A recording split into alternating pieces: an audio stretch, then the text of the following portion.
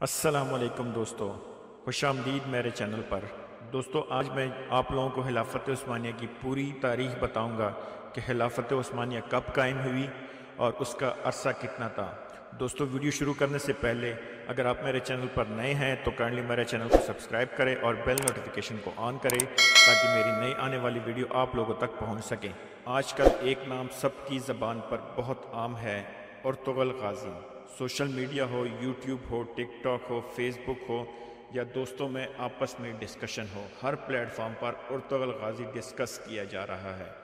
بنیادی طور پر یہ ایک 13ویں صدی کا کردار ہے، لیکن یہ آج کل پی ٹی وی ارطغرل کے نام سے چلا رہا ہے۔ خاص طور پر ارطغرل ڈرامے کو براڈ کاسٹ کرنے کی ایک بہت بڑی وجہ نظر آتی ہے۔ اگر تھوڑی ہسٹری کو اسٹڈی کیا جائے تو یہ ڈاٹس ایک محسوس اشارہ دے رہے ہیں۔ ارطغرل کی کہانی اس محسوس اشارے کو واضح کر رہی ہے جس میں مسلمانوں کا بول بالا ہو۔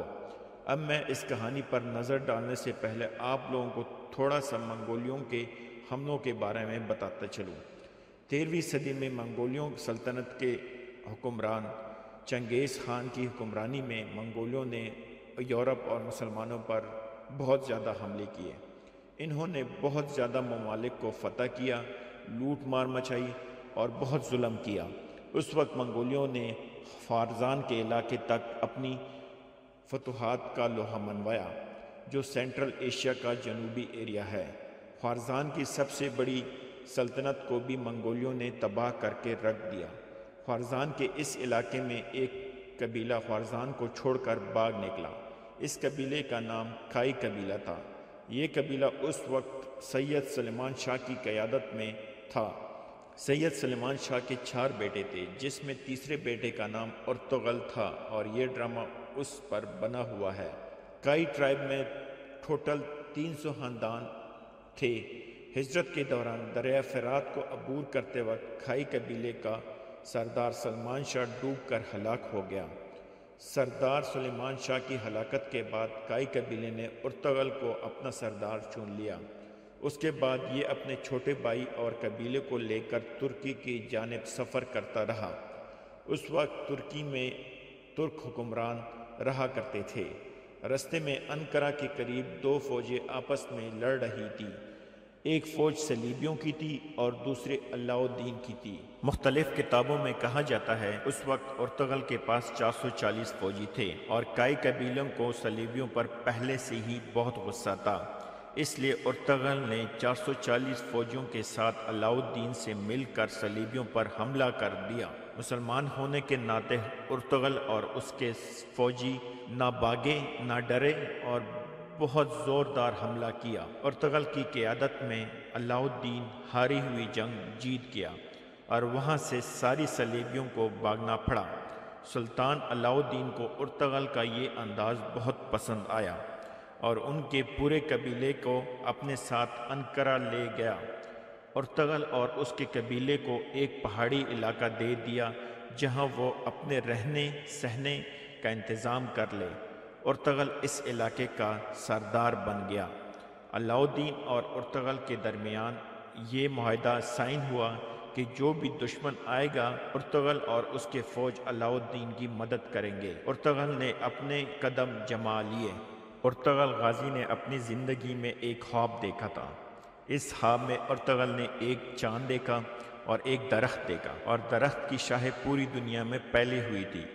اس نے یہ خواب اپنے بزرگ سے ڈسکس کیا، جس سے ارطغرل کو پتہ چلا کہ وہ ایک بہت بڑی حکمرانی کرنے والا ہے اور اس کی اولاد بھی حکمرانی کرے گی۔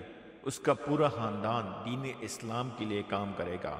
اس کے بعد بزرگ نے ارطغرل سے کہا، تم لوگ چن لیے گئے ہو۔ اس خواب میں اس نے 4 پہاڑ اور 4 دریا دیکھے۔ جو 4 دریا تھے وہ اس کی سلطنت میں تھے، جس میں سے دجلہ، فرات، نیلم اور دین شامل ہے، اور 4 پہاڑ جو تھے وہ بھی اس کی سلطنت میں شامل تھے۔ اس میں کوہ طور، کوہ کاف، کوہ اطلس اور کوہ بلقات شامل ہے۔ 625 سال تک اس خاندان نے حکومت کی۔ ایک وقت ایسا آیا اپنی وفات سے پہلے وہ بہت طاقتور انسان بن گیا تھا۔ اس کے سب سے چھوٹے بیٹے عثمان نے ارطغرل کے مرنے کے بعد اس کی جگہ لی۔ وہ بھی اپنے باپ ارطغرل کی طرح بہت سچا مسلمان تھا۔ اس وقت عدل و انصاف کا بول بالا تھا۔ عثمان نے فیصلہ کیا کہ وہ خلافت کو دوبارہ زندہ کرے گا۔ اس نے اتنی جنگیں کی، اتنے زیادہ علاقے فتح کیے کہ 3 براعظموں تک خلافت عثمانیہ کی حکومت پھیل گئی۔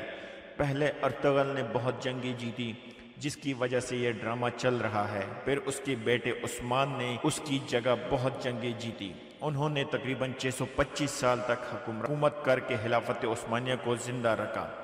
لیکن 625 سال بعد ان لوگوں میں غدار پیدا ہونا شروع ہو گئے اور بہت ساری ایسی چیزیں آ گئی جس کی وجہ سے خرابی پیدا ہو گئی۔ ان کے پاس حجاز مقدس بھی تھا۔ حجاز مقدس میں خانہ کعبہ اور مدینہ کی میزبانی شامل تھی۔ تقریباً آج دنیا میں 40 ایسے ملک اور 3 براعظم موجود ہے جن میں خلافت عثمانیہ کا کنٹرول تھا۔ اس لحاظ سے یہ لوگ طاقتور تھے، لیکن پہلے جنگ عظیم کے بعد یہ اتنے کمزور پڑ گئے کہ اس دور کے خلافت عثمانیہ کے سلطان وحید الدین کو جلا وطن ہونا پڑا۔ پہلے جنگ عظیم کے بعد دنیا کو 2 حصوں میں تقسیم ہو گئی تھی، جس میں کچھ ممالک برطانیہ کے ساتھ مل گئے اور کچھ ممالک ترکوں کے ساتھ۔ ترک اس وقت اپنی خلافت بچانے کے لیے زور لگا رہی تھی۔ اس جنگ میں پہلے تو ان کی کامیابی ملتی رہی، لیکن مالی لحاظ سے کمزور ہونے کی وجہ سے یہ جنگ نہ جیت پائے۔ آہستہ آہستہ بہت ساری سلطنتیں آزاد ہوئی۔ خلافت ختم ہونے کے بعد 40 نئے ممالک آئے جو خلافت عثمانیہ کے کنٹرول میں تھے، جس میں سعودی عرب، عراق، شام اور مصر بھی شامل ہے۔ اس کے علاوہ بے شمار ممالک خلافت عثمانیہ سے نکل گئے۔ جب ترکوں کے پاس حجاز مقدس کا کنٹرول تھا، وہاں سعودی عرب آ گئے اور سعودی خاندان کی حکومت آ گئی، پھر وہ سعودی عرب بن گیا۔ تو اس کے بعد سے جب خانہ کعبہ یا مسجد نبی کی تعظیم و آرائش میں کوئی بھی تبدیلی کی جاتی ہے تو سعودی اور ترکی کے معاہدے کے تحت اس تعظیم و آرائش میں استعمال ہوا ایک پتھر ترکی اپنے پاس واپس منگواتا ہے اور ان پتھروں کو ترکی کے شہر استنبول کے ایک میوزیم میں رکھا جاتا ہے، تاکہ وہ آنے والی نسلیں اور ترکوں کو بتا سکے کہ کبھی حجاز مقدس میں حج اور عمرہ پر آنے والے لوگوں کی میزبانی ترکوں کے پاس تھی، اور ترک آج بھی یہ چاہتے ہیں کہ یہ میزبانی انہیں مل جائے۔ جب یہ معاہدہ طے پایا دونوں فریقین کے بیچ میں، جرمنی نے جنگ بند کی درخواست کی تو آخری معاہدہ سوئٹزرلینڈ کے ایک شہر لوزین میں طے پایا، جسے معاہدہ لوزین بھی کہا جاتا ہے۔ اس معاہدے میں کچھ چیزیں طے پائی جو ترکوں کے لیے ایک نئی زندگی تھی، لیکن ساتھ ساتھ ان کے بہت سارے خواب ٹوٹ گئے۔ بنیادی طور پر اس معاہدے کے اوپر آج ساری دنیا پریشان ہے۔ معاہدہ یہ تھا کہ خلافت عثمانیہ ختم کر دی جائے گی، خلافت کے سارے جانشین کو ہٹا دیا جائے گا، کچھ جانشینوں کو قتل کر دیا گیا اور کچھ جانشینوں کو جلا وطن کر دیا گیا۔ خلافت کے سارے اثاثے ضبط کر دیے گئے جو 3 براعظموں میں پھیلے ہوئے تھے۔ ترکی کو ایک ریاست بنا دیا گیا اور یہ بھی طے پایا کہ ترکی میں اسلامی قوانین نہیں ہوں گے، ایک سیکولر اسٹیٹ قرار دیا گیا اور ہمیشہ کے لیے خلافت پر پابندی لگا دی گئی۔ ایک اور سب سے بڑی پابندی ترکی پر لگا دی گئی کہ وہ اپنے ملک میں معدنیات نہیں نکال سکتے۔ چوتھی پابندی بوسفورس ترکی کی بندرگاہ ہے جو ترکی میں ہے۔ بوسفورس 2 سمندر کو ملاتی ہے۔ بوسفورس کو انٹرنیشنل پانی قرار دے دیا گیا کہ یہاں سے جتنی بھی شپس گزریں گی ترکی ان سے کرایہ وصول نہیں کرے گا، کوئی ٹیکس نہیں لگے گا۔ بوسفورس تجارت کی دنیا میں ریڑھ کی ہڈی کی اہمیت کے حامل ہے۔ یہ ایک عالمی سطح کا معاہدہ تھا جس کی مدت 100 سال تھی، یعنی 100 سال تک ترکی اس معاہدے کی کسی شک کے خلاف ورزی نہیں کرے گا۔ یہ معاہدہ جولائی 1923 میں ہوا تھا جو 2023 میں ختم ہونے جا رہا ہے۔ اس لحاظ سے ترکی اس معاہدے سے آزاد ہونے جا رہا ہے۔ دوستو اگر یہ ویڈیو میرے آپ لوگوں کو پسند آئی ہے تو کائنڈلی اس ویڈیو کو لائک کریں اور دوستوں کے ساتھ شیئر کریں تاکہ وہ بھی خلافت عثمانیہ کے بارے میں ڈیٹیل طریقے سے جان سکے۔ دوستو اگر آپ میرے چینل پر نئے ہیں تو کائنڈلی میرے چینل کو سبسکرائب کریں اور بیل نوٹیفیکیشن کو آن کریں تاکہ آپ لوگوں کو ایسی ڈیٹیل ویڈیو مل سکے۔ شکریہ۔